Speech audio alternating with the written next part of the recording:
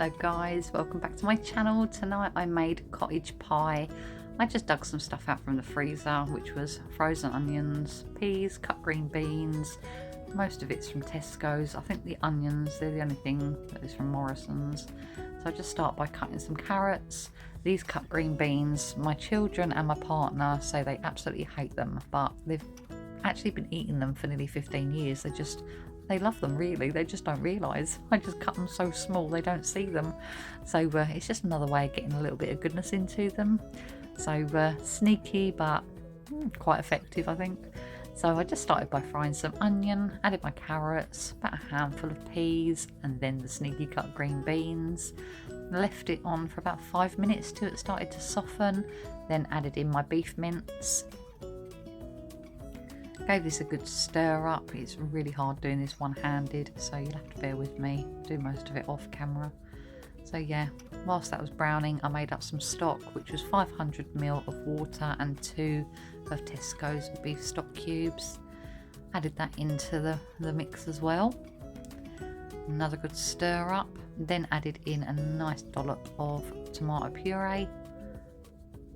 And back to stirring again. That's all I seem to do with this dinner, is stir, stir, stir. And as you can see, the cut green beans are just starting to sort of disappear now. You can't really sort of see them. Salt and pepper for seasoning.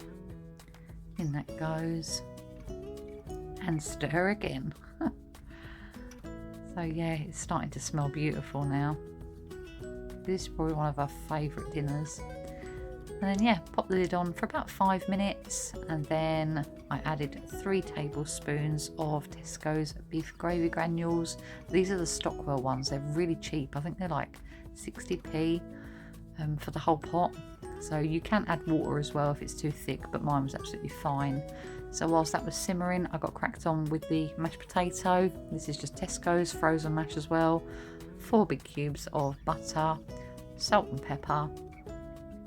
And then I added 100ml of semi-skimmed milk. Looks really grim at the moment, but once you mix it all together, and yeah, I popped it back in the microwave as well to melt it all down. Turns out really nice, creamy, buttery, yeah, mashed potato. Then at the start, yeah, time to start lining my Pyrex dish with the mince, and then layering on the creamy mashed potato on top. I just use a fork to flatten it all out the best I can. Yeah, put some lines through it. Oh, and I do have a little clean up as well. I'm quite a messy cook, but yeah, grated cheese on top as well. And most people put it in the oven, but I didn't bother because it's all cooked now. So I just popped it under the grill to brown off, which yeah, turns out we've always enjoyed it like that.